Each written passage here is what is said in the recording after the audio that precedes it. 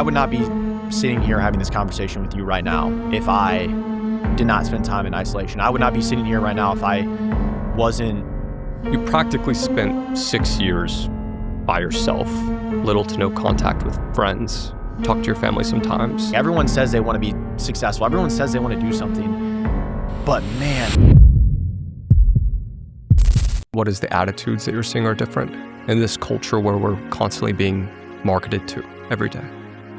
I think a big one's resentment. I think what happens is when you're being marketed to, the number one way that marketing works is they don't just show you a product, they show you Bruce Wayne with that product.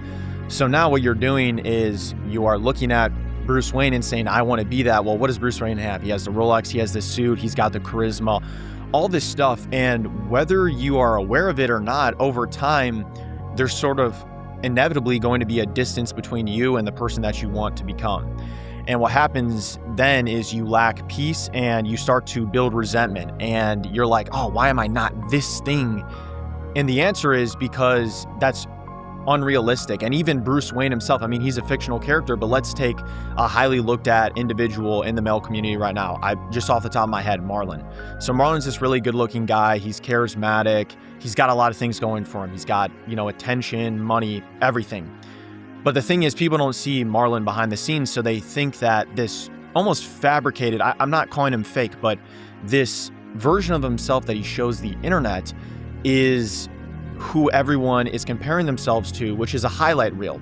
And you are sitting in your bed late at night when you can't sleep and you're thinking about all the different flaws that you have and how you're not where you want to be in life. And so naturally, this sort of builds up a resentment inside of you, and this compounds over time. This is when it gets very dangerous because you slip into, you try to find communities of people that sort of reflect the values that you believe in. I mean, everyone's guilty of this. I'm guilty of this. But what ends up happening is essentially you are radicalized, not necessarily, although that word has very negative connotation as though it's not the truth, but you become radicalized in that you think that your way is the only way and that the world is against you. And if you're paying attention, every group, or I like to call them archetypes, all the different archetypes that exist in the world, they all in some way, shape, or form can fall very easily into this sort of victim mindset. Oh my gosh, it's me versus the world, right? It was, for millennia, there were legitimate groups of people that were, far more oppressed than others. And nowadays, the people that used to be at the top of the apex, take a guy like me, white, straight, male, now all of a sudden we feel like we're the oppressed groups. And every single group has this. And that's why you've probably heard the term Oppression Olympics. But specifically with Gen Z men, you feel like all the generations before you had this huge leg up, and now everyone's telling you, oh, you have this is the best situation anyone could be in. And then you go about your day and you're like, well, I don't really see how that's different. And so naturally you start to form absolute and extreme ideologies. And once again, sometimes this could be subconscious and people aren't aware of it. And it doesn't apply to everyone, but on average, this is becoming increasingly more common amongst our generation, I would say. I wanted to ask you, what are the 7 deadly sins of this generation? That's a good question. The first one and the biggest one is consumption. Because what happens is you have people that are consuming more than they're creating. And I believe that this is a direct line to resentment, but potentially worse than that is depression, anxiety, various mental health issues. The average person in America, and really in all first world countries, they are spending more time online, scrolling, watching TV, YouTube, whatever it is, than they are actually producing anything of substance. Now, what you create doesn't need to be public. It doesn't need to be what me and you do. I'm not saying you have to go and make videos, but you could be journaling, you could be painting for yourself, you could be doing something, but humans are naturally expressive creatures. And there's one quote, I don't know who says it, but I think Jim Carrey said it in some speech where he's like, the opposite of depression is expression. And so, in other words, almost like the cure of depression is expression. And what happens if you're going to school, you're going to your job, you come home every day, there's really nothing else to do. You might go to the gym, and then you're sitting there and you're like, well, I have nothing to do. And creating something seems like too much effort, or, oh, it's not going to amount to anything. So instead, let me just go on my phone for a little bit, just 15 minutes. All of a sudden that 15 minutes turns into 3 hours, 4 hours. And now you repeat this process. It becomes a habit for 10 years of your life. Let's say you spend your 20s, spending more time consuming than you're creating. You're going to look back and not really have much to show for yourself. And what's really scary about this is it's never, for millennia, this has not been the case because we have not had access to so much various forms of media to consume that you're forced to create. I was having a conversation with my dad and I was like, when you were in your 20s, what did you do on your free time? He's like, I had to go out with my friends. I would just find something to do. I would, maybe try to focus on establishing my skills in whatever career path I was pursuing. And so these things are sort of absent for our generation, right? You can easily just go on your phone and all of a sudden, like I was mentioning before, hours go by and we're all victims of this. We've all done it, right? I do it. I've gotten a lot better, but what's interesting is I can say firsthand, I used to have very bad mental health issues, especially in late high school and through pretty much the first 3 years of college. And what I was doing was I wanted this life that I believed I was entitled to a certain life, not for any good reason. I just thought it based off of watching all these videos online. And I would be like, oh, I'm the type of guy that would do that. Are you familiar with the term success porn? Yeah. So it's like I would go online and I see a video of Naval Ravikant talking about some business idea and I'm like, that's genius. And then I literally get a dopamine hit as though somehow I formulated that thought myself. I see David Goggins running really hard and I'm like, oh yeah, it's 3 a.m. I'm like, I'm the type of guy that does that. I'm not going to do it right now because it's 3 a.m. But then the next day comes and nothing happens. And so consume. And then you're bound to basically get depressed. You're bound to compare yourself to someone like Marlon. And then you're like, where's my life going? You have to make the effort and have the agency to start creating more than you consume. Can you go through the rest of the sins and then we'll break down one more? I'm curious what you have.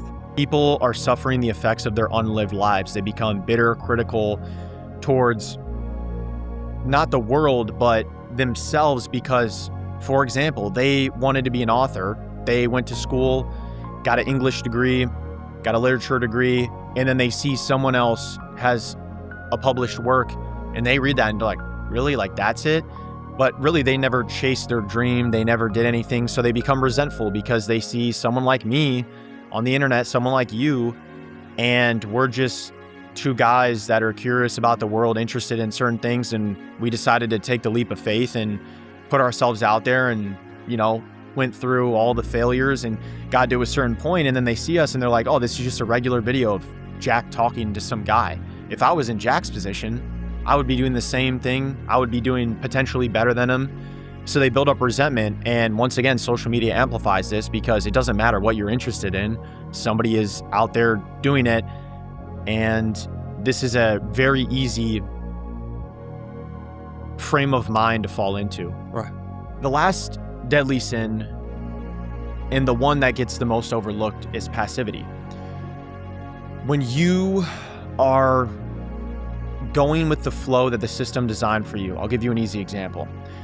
This is what I did, and this is what a lot of the people that I grew up with did. You go to school and you just try to do a good job at school, balance having fun, but really you want to get good grades because you want to go to a prestigious institution, or just you're trying to get your degree. You go to school, you get an internship, you eventually get that job lined up. You're doing the steps that you were told to do. And all of a sudden you do the right thing for the next 30 years of your life and you are the definition of mediocre.